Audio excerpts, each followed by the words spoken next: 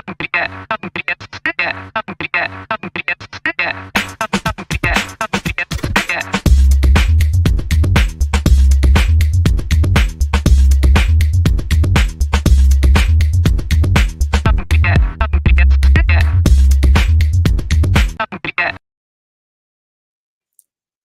right. Hello and welcome to How to Founder.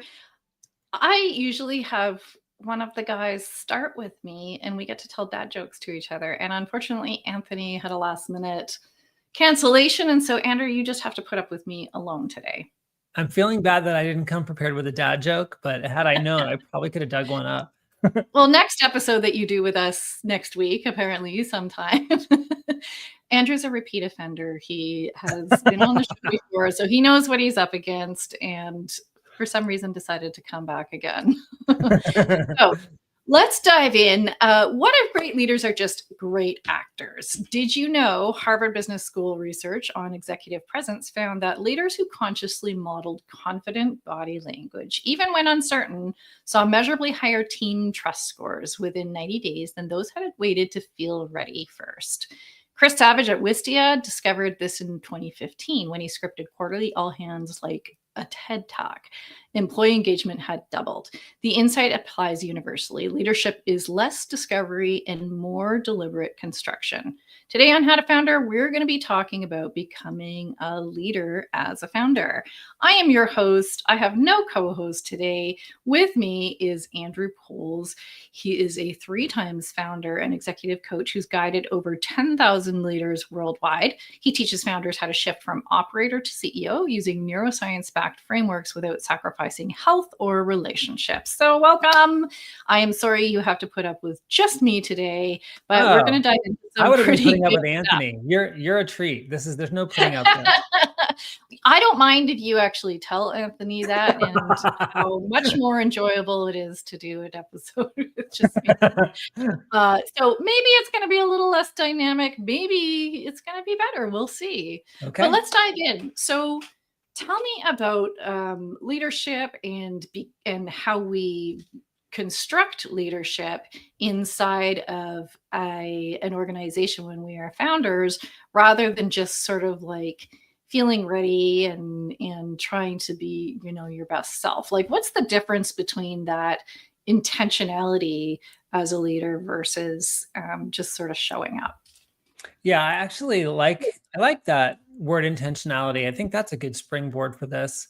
And I think for this discussion, it's useful to differentiate between leadership and management, because some people may not be familiar with that distinction. And so if you think they're all one thing, it's hard to pull this piece out. So I like to think of the difference as leadership is about vision.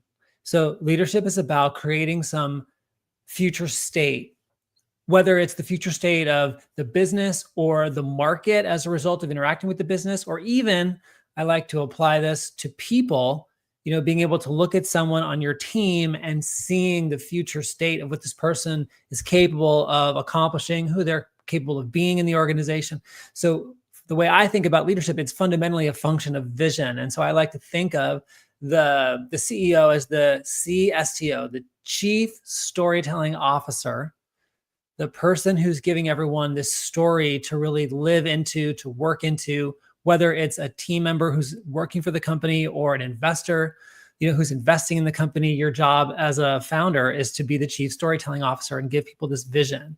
And so that's a very different skill set than, for example, being someone who's highly effective at some aspect of the business.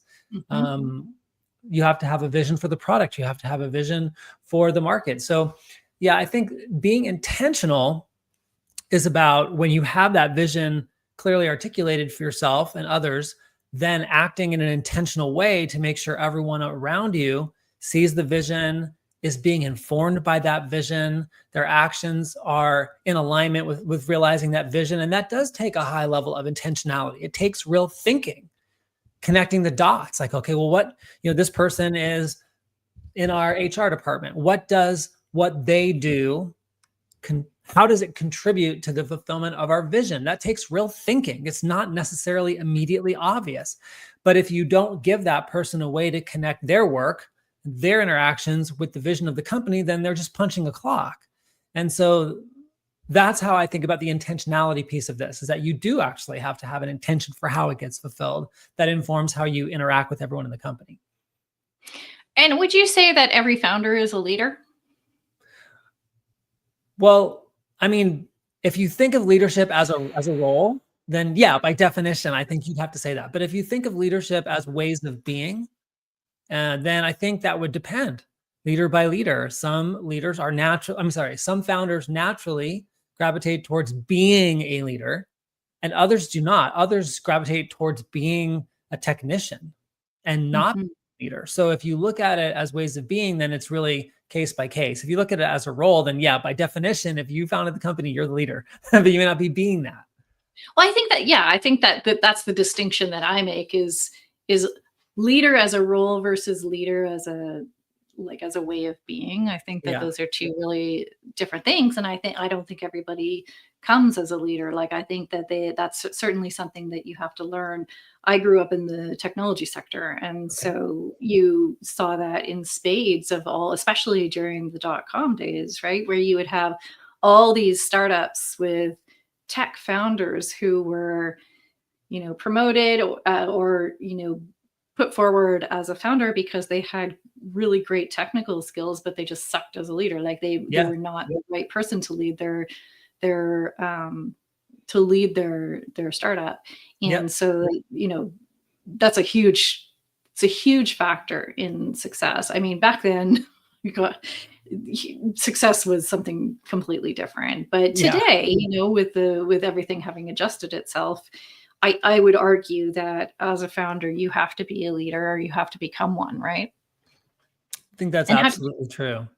and how do you become a leader if you are the tech guy who's been stuck in the server room for a decade, and you built your you built your personal brand around your technical prowess, and then all of a sudden you're the head of a company. How do I become a leader intentionally?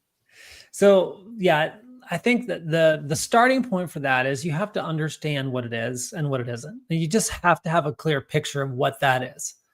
And if you don't have a clear picture of what that is, you're gonna start doing some really weird stuff, is my experience. If you, for example, if you make the assumption that being the leader of the company means you're supposed to know everything about everything, that's which many leaders do, right? They just think that if someone comes to them with a question, they're supposed to know the answer. And so they don't always know the right thing to do. They don't always know the best way to do something, but they think they're supposed to. So then they start acting really in these weird ways.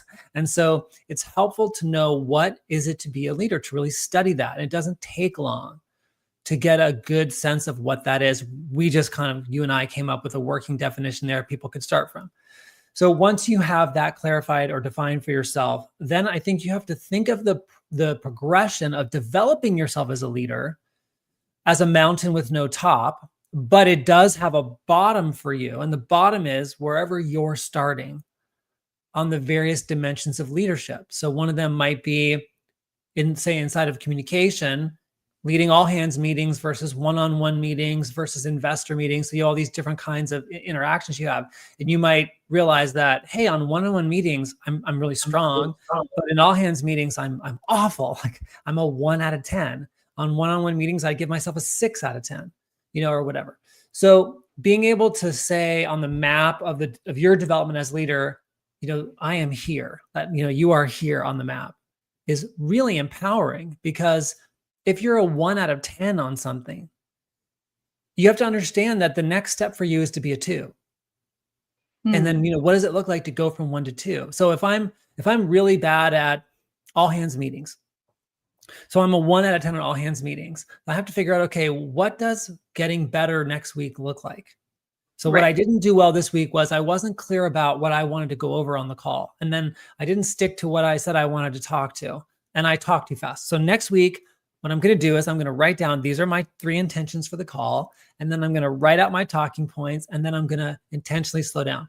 That may be for you going from 1 to 2 in leadership. And that is the appropriate next thing to do. So knowing where you are and what the next development for you looks like is really useful, because if you are a 1 and you think you're supposed to be a 10, again, not only is that disempowering because you can't do it, you just start doing weird stuff, just really weird stuff, and pretending like you're something that you're not or not yet. So I think, part of this process of becoming a leader when it's not natural for you is to give yourself a lot of grace to just understand, okay, here's where I am, and that's okay because I can't be any other place, and it is my job. So my job is to start from here and to get to there by next week or next month or whatever. So that's, and then, you have to understand that it is different in different contexts. It is different in an investor meeting or a board meeting, or if you're pitching a prospective huge, client, if you're already having your go-to-market motions active, or if it's in a one-on-one meeting with one of your key leaders, it's different in different contexts. So there's a lot to learn there. Was that helpful, or is that? Yeah, it's super helpful. And it gives me like 500 different questions that I want to throw at you. But, one of the conversations we had last week around leadership was exactly that. Like you actually need to be, committing to a leadership style, I think, is a real novice approach, right? It's somebody who's done a little bit of reading around, Steve Jobs and how he led, right? But you almost have to, like, as a leader, you almost have to be a chameleon, right? You have to be able to know that in all hands meetings, I need to be this type of leader.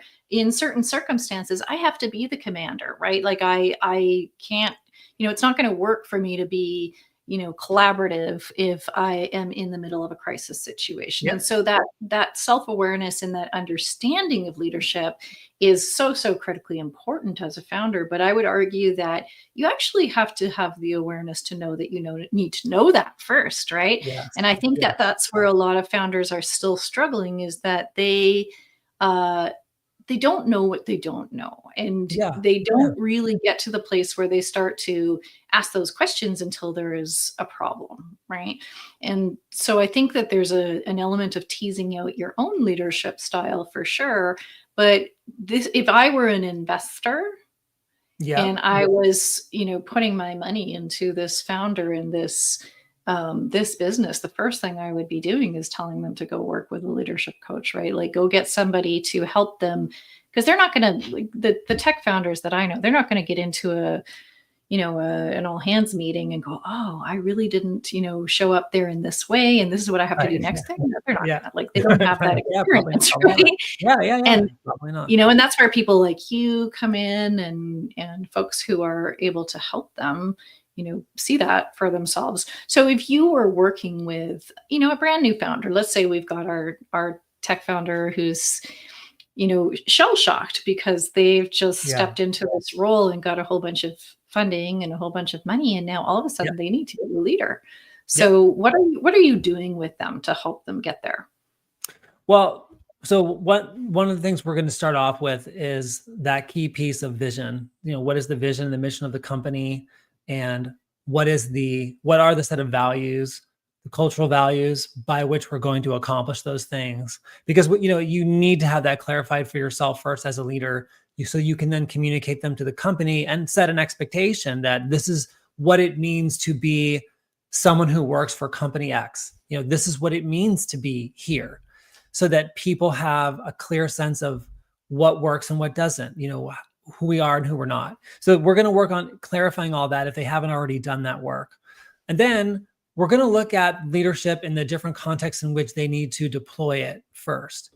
So oftentimes when I'm working with first-time founders, for example, I'm starting to work with them somewhere between pre-seed to their ramp up to Series A. So it may be their first time going out to fundraise, or it may be their second or third time, but it may be their first time to go out and raise institutional funds, et cetera. Yeah.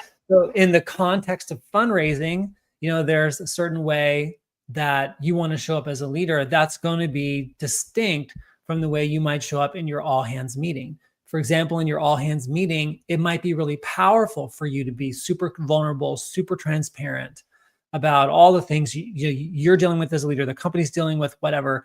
And that may actually make your company a more powerful work environment where people can tell the truth, really talk about the challenges they're having, and get the support they need. When you're in front of people who are thinking about investing in you, you may not want to be quite that transparent with those people who you don't know yet. You don't really know how they think yet. And so you need to know how to moderate how you're going to be in those meetings to be appropriate to the context. So we're probably going to start to look at that. But as a general principle, I think you can think about leadership like it's a combination of ways of being and ways of acting. So you talked about being more commanding in an emergency situation versus being more collaborative in a situation where there isn't some kind of existential threat or imminent threat. So those are two different ways of being and acting, both in those situations. And so that the principle of that, I think I work with founders on is, being is what generates action. This is a really basic thing. Ways of being generate action. So for example, and let's put this in a context of a romantic relationship, because maybe some of the people out there listening are solopreneurs. So just to make this, more relevant. In a romantic relationship, you can say exactly the same words, and you can say them while you're being loving, or you can say them while you're being judgmental or righteous. Same words. But the experience on the other end of that conversation is totally different. And the response you get will be totally different if you're being loving or you're being righteous, but saying the same words. So in a sense, you're taking the same actions.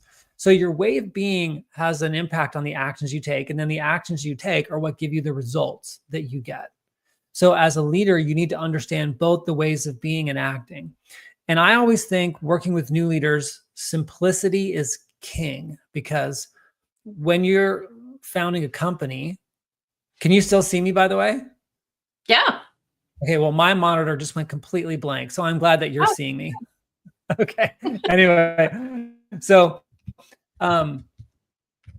simplicity is king, because a million things are coming at you. So I think it's important for people who support leaders to keep things as simple as possible. So you're talking to somebody about a way of being, and they're like, well, how do I change my way of being? What does that even mean? So it's really simple. Ways of being come from the future. So whatever it is that you see in front of you that you're acting in response to is what generates how you're being. So if you, like you were saying, if you look in the future and you see some imminent threat, you see something existential for your company, and it feels like if you don't do something right now, your company could potentially fail, that is going to shape your way of being. So ways of being come from the future, which means as a leader, that's a hack for you. So anytime you walk into a meeting or a conversation where you have a chance to think about this, you can really think about what aspect of the future we're fulfilling here am I really going to be focused on in this meeting? Could be the outcome of that meeting and how it ties to the vision or whatever that is. But that future, that outcome that you're trying to produce is going to inform you on how to be. So for example, if I'm doing one-on-ones, let's make this more practical. And I've got one person who's struggling in their performance. They're not meeting their KPIs or whatever. And I know they're capable of it. They're a performer. They're upset with themselves. They're beating themselves up. And I know that. And the outcome that I want out of this meeting is I want to turn around their performance and I want to help them restore their confidence. Well, I'm probably not going to go into that meeting and beat them up. They're already doing that. Right. So if what I want them to do is leave with confidence, then I want them to leave that meeting seeing themselves as a performer. That's going to shape the way I show up with that person. So just knowing what that outcome is going to help me just shape how I show up without me having to like have a checklist that's a million miles long of, tilt my head this way and use this tone of voice. And, that's just really hard to do. So I think one hack for leaders when they're thinking about how to show up in these conversations is get clear on the future outcome you're there to accomplish, and let that inform you, like, how would I need to be? How would I need to act to cause that? Which brings us back to your point, which is being intentional is a huge part of leadership. So when to come full circle on your question, because I know I just talked a really long time, your question was like, how do I work with people? You have to clarify that vision, help people be intentional about which part of it I'm working on in this interaction, and then letting that inform them, like, how should I be and how do I need to act to make that happen? So that's like boom, boom, boom, 3 steps. And we work on that a lot over and over until it becomes more natural for them and intuitive for them to do that on their own. So there's 2 things that I think have to be present in order for that to even work. And gosh, we come back to this almost every episode, but one of them is self-awareness. And the other one is connection to your intuition. I think we all have intuition, and just how much we actually, men tend to focus on logic and analysis, and women do tend to lean into their intuition. And of course, that's a blanket statement, but Yes. men and women both can be disconnected from their intuition or not trust themselves and all that sort of thing. So those are, I think, are the key pieces that, even given a framework, that you need to have those things in place first before you can even, successfully enact all of those different steps. So what do you do with someone who just doesn't have the self-awareness yet, or who just hasn't learned to trust their own intuition to be, because if I go into a situation like that, I actually have to be able to dig into my own personal knowledge base to say, what do I think is going to help them, Yeah. rather than what have I read that I can use as a checkbox, right? Yeah. So I think from my experience of the people I personally coach, plus I just am fascinated with this. So I do a lot of study on this, studying some of the world's, most successful founders and look for patterns. One of the things that I see consistently is that great founders have a voracious and almost insatiable appetite for learning. And so I think, it's important to validate for them. Yeah. Like study people like Steve Jobs, study people like whoever stands out for you. Elon Musk, a lot of people are fascinated with what he's been able to produce, et cetera.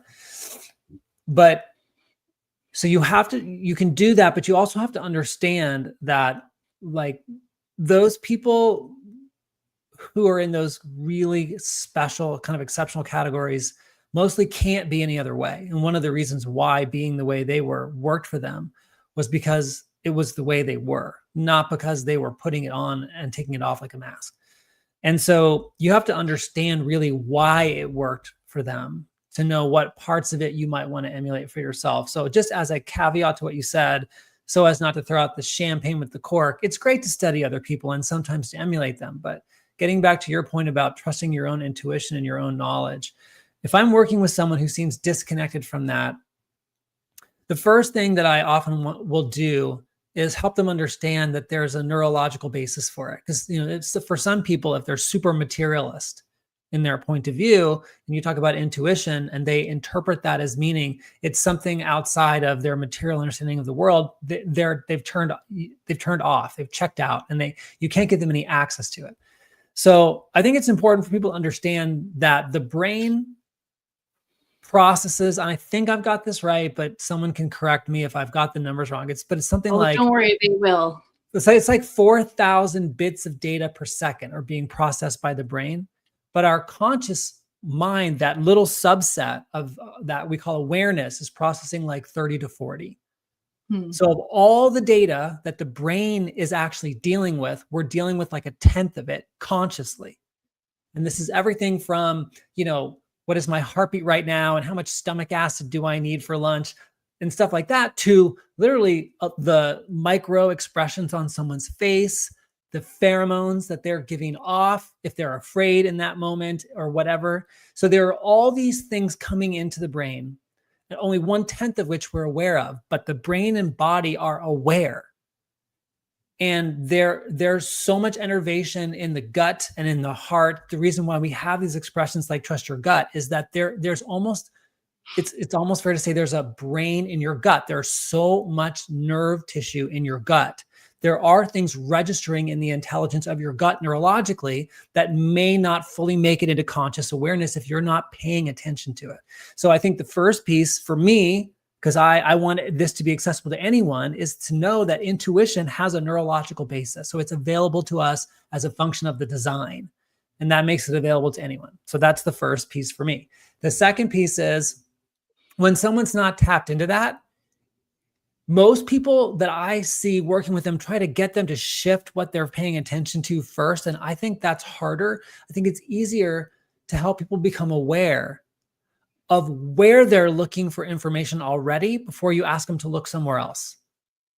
So to help them become aware, when that you got presented with that challenge, did you see how you looked up and to the right for like 3 seconds? What were you thinking about right then? Like, I was thinking about that book I read, and then I thought about this, and then I remembered this thing that this other person said on this podcast. But right, so you went into your thoughts in order to figure out the answer to the challenge that you had. Yes, that's what I did. Okay, good. So that's one way to do it, right? So people can start, as you said, to get awareness of, oh, this is how I respond in these situations, is I lean hard to the right.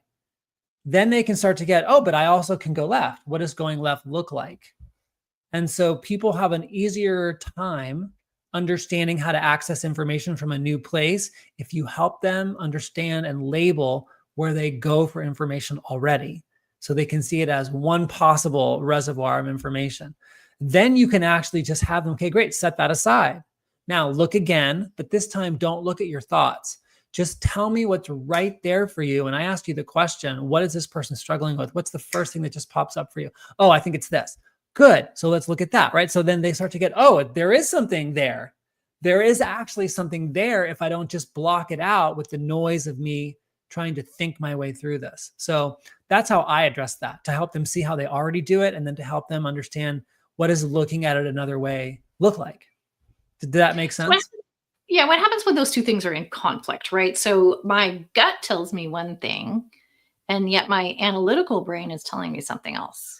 So my approach to this is to tell people that the answer to this question lies in data.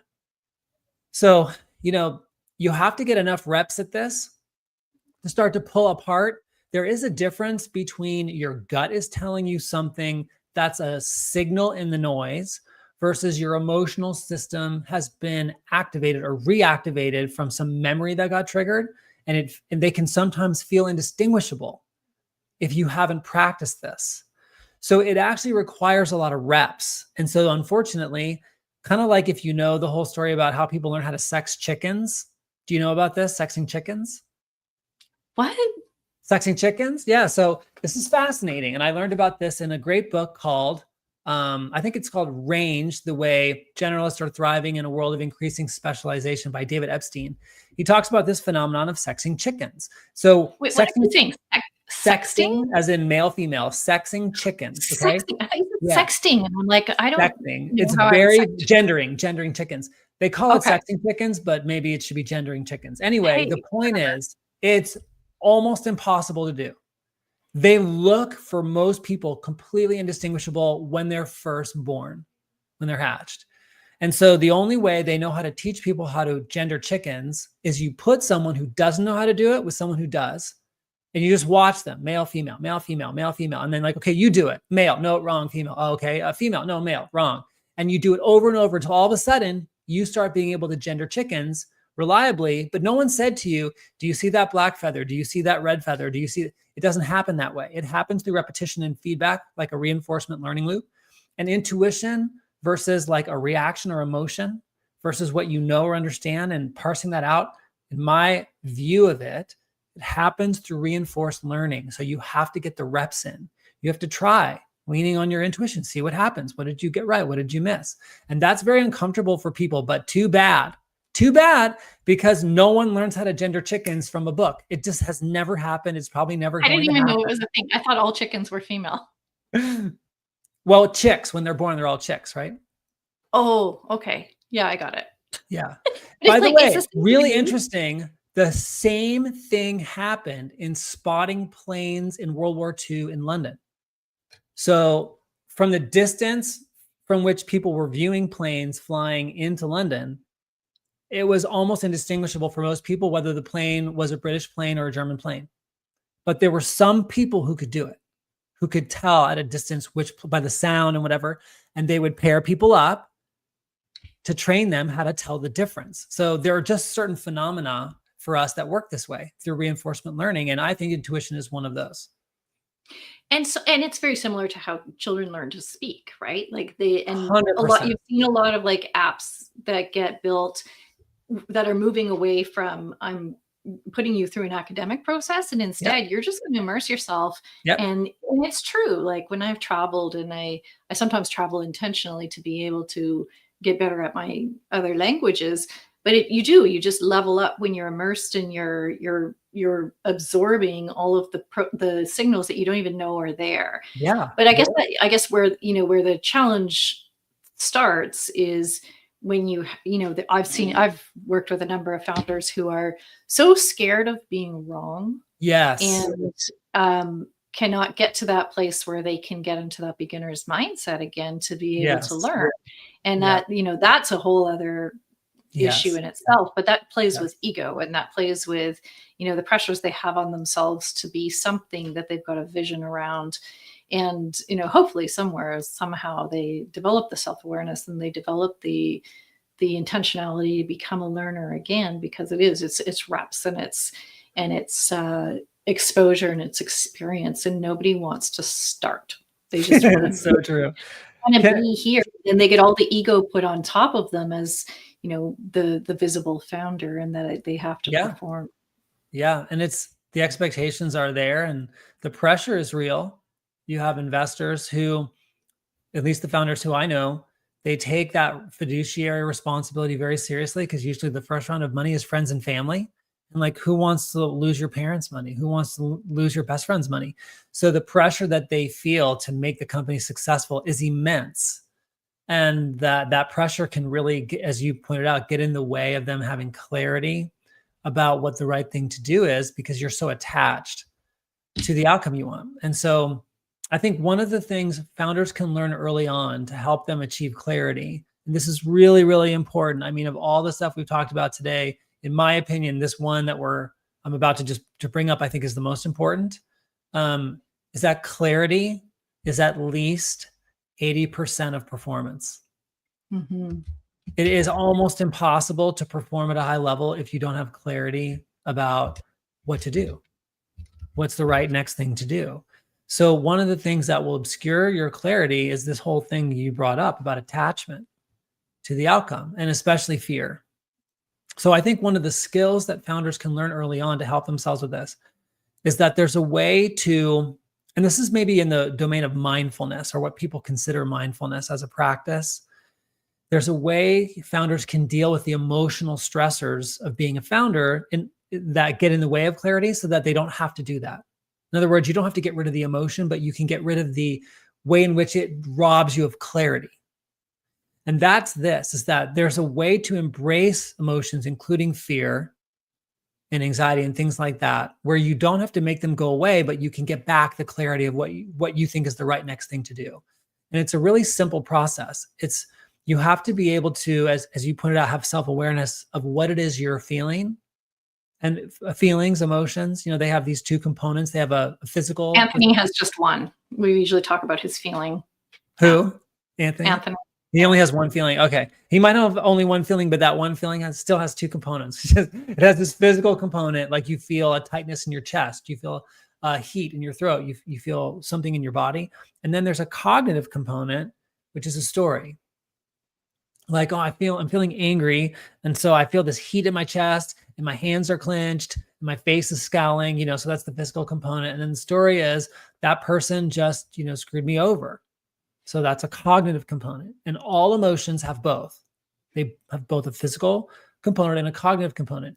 The way they rob you of clarity is when you either resist or check out of the physical component, trying not to feel what's going on in your body, or you resist or buy into the cognitive component. So you either resist the story by fighting, no, they didn't screw me, that's wrong, I'm just making that, you're trying to fight against it, or you accept it as true, like, yeah, that person really did try to screw me over. Either which way robs you of clarity. So the trick is, and this is something you can learn really easily right now and then practice, is like, oh, okay, you label the emotion. I'm feeling anger. I'm going to label this as anger right now. And it feels like tightness in my chest. It feels like this in my throat. And the story I'm telling myself is that person screwed me over. I'm not going to say that's right or wrong. I'm not going to say it's true or false. That is the story playing in my mind. I'm going to label it as a story without buying into it, without arguing against it. And if you just sit with that for a hot minute without doing anything with it, the most incredible thing happens, which is right on the other side of that. When you ask yourself the question, what am I going to do about this? It'll be right there. Like, I think this is the right next thing to do. And you will immediately get your clarity back without having to change the way you feel or change the situation or argue with the voice in your head.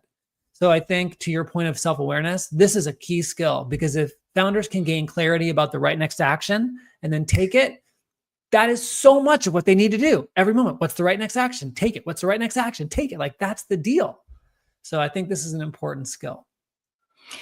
I'm going to ask you one more question before we go to the speed round, as long as you're not, emotionally damaged from the last time you had to do the speed round.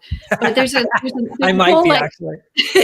There's a whole undercurrent here, also around truth, right? And how we define truth and what truth is, because there's an element of what truth is and what you were just saying. And, if you do any of Byron Katie's work, it's all about what's actually true. And we convince ourselves that something's true. And then you start to break it down. And you're like, well, I actually can't support that this is true. So I'm giving all my energy to this truth. And, that there's a possibility it's not. And that's really empowering. The other side of truth is that we can build and support ourselves as leaders in the way that we represent truth within our teams. And so my question for you is, as a leader, like, we are fallible people, we are human beings, and we have, things that we do well and things we don't do well, and things we know and things we don't know.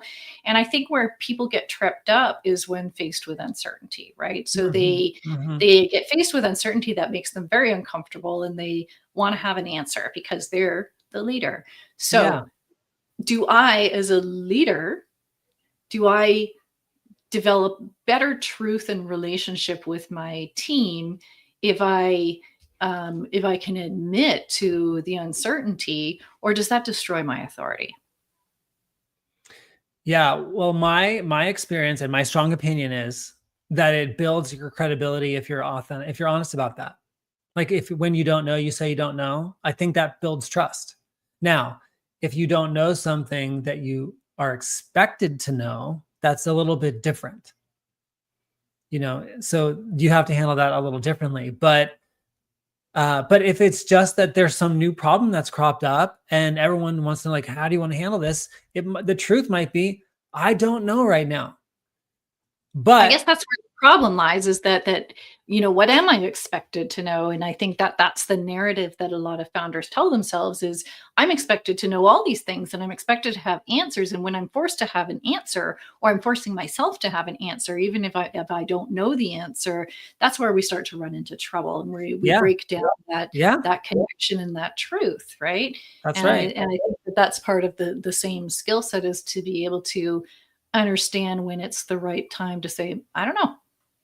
Yes, I don't know. That's right. But I'll find out. That takes discernment, to your point. I mean, some of that's obvious, and then some of it is super not obvious. Like, obviously, if you're talking to an investor and they ask you the question, what's your cash runway? You are expected to know that. It does just totally unprofessional and unacceptable for you to say, I have no idea. That's just like that, but that one's obvious. And then, there's a spectrum in there where at some point you cross over some midpoint where it's like, well, no one really should expect you to know that. Mm-hmm. And then saying, well, I don't know, is what's honest and helps you figure it out. So that's a really challenging one. And I think that's one of the ones I see a lot of new founders struggle with, because you're right. They feel like their job is to know how to deal with everything, to know how to explain everything, to know what to do about everything. And they don't. Yeah. And that's just what's the best founders I've worked with are the ones who are like, I don't know, but let's find out. Right? Figure it out. Right. Yeah. Okay, take a deep breath. Let's do some breath work before we jump into the speed round. Center your root chakra, and here we go. Okay. Don't react to the sound. Okay. Okay.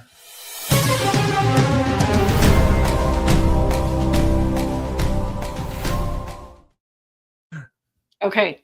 You know how this goes. I do. Gut reaction. Fake confidence until it's real. Is it worth it? Yes. Until you make it? Okay. Sure. I'll go yes on that one. All right. Your team wants vulnerability. How much is too much? When you start talking about your sex life. Leaders are born or meticulously rehearsed? I'm sorry, say that again. What? I've got images now. Leaders are born or meticulously rehearsed? Rehearsed. Okay. Script your pitch deck presentation or wing it? Both. Micromanaging disguised as involvement. Guilty as charged? Many times. Yeah. All right. Okay, I'm going to do some founder fundamentals. What did I take from this episode? Usually I have Anthony to do these for me, but I have no lackey today. So here we go. My lackey. Some of the things he works for me. Some of the things that I took out of this that I thought were really important is the intentionality piece. Like, as a leader, you really do have to have a vision of what you want to become and make decisions and choices intentionally. The caveat being that one of the other most important skill sets you can build is flexibility and the ability to sort of flow with what's happening. Becoming a chief storyteller, that's your number one role as a leader, as a founder. I thought that was really on point. Different skills in different circumstances. So being able to be one type of leader when it's required in a certain circumstance, as opposed to a different type of leader, and having the awareness to be able to know how you flow in around those. Simplicity is key. I liked that. And so those baby steps and those incremental steps, as opposed to thinking I have to be everything to all people. And that plagues founders, especially when they get funded, right? I have to show up, I have to be a performative, and I have to be able to be everything to everybody. But if I can accept that I'm working on one step at a time, I think that takes a lot of pressure off. And then one thing you said was clarity is 80% of performance. And I absolutely agree with that. 100%. Deep dive resources that we have, The Culture Code by Daniel Coyle, and Influence, The Psychology of Persuasion by Robert Cialdini. Anything else you might add there is great reading? On the subject we talked about of leadership, I think there's a great body of work from Brené Brown, especially Dare to Lead, and also Simon Sinek, Leaders Eat Last. On the topic of influence, which we didn't talk about much, I think Chris Voss's book, Never Split the Difference, should be required reading for every single leader. So I'll throw those in the mix. And then just to repeat the book I mentioned called Range by David Epstein, where that conversation about sexing chickens came from. I absolutely am going to read it just for that conversation. Great. Every time we talk about Brené Brown, I have to make fun of Anthony because up until our episode together, he used to call her Breen. Oh, Breen. Okay. How he made it through adulthood without ever hearing the name Brené. Suck it, Anthony. Okay. Awesome discussion today. Probably could have gone on for another 2 hours. Andrew, where can people learn more about you? Yeah, the best 2 ways to connect with me are through LinkedIn. I'm active there under Andrew Poles, and I do all of my own communicating on LinkedIn, so you can reach me directly. Or my website, you can submit messages to me there at andrewpoles.com. And sexingchickens.com. Yeah, also I'm going to grab that one real fast. Awesome. Okay. If you have been listening with us, thank you so much for listening. If you're listening in the future, thank you so much for being with us. Please be sure to visit us at howtofounder.com, where you can connect with us on LinkedIn and subscribe to our YouTube, Apple Podcast, and Spotify channels. And remember, you are the pioneer of economic prosperity. We are so grateful for you being here with us, and we love that we are with you on your journey. Thanks for listening today, and we will see you guys on the next episode. Bye-bye.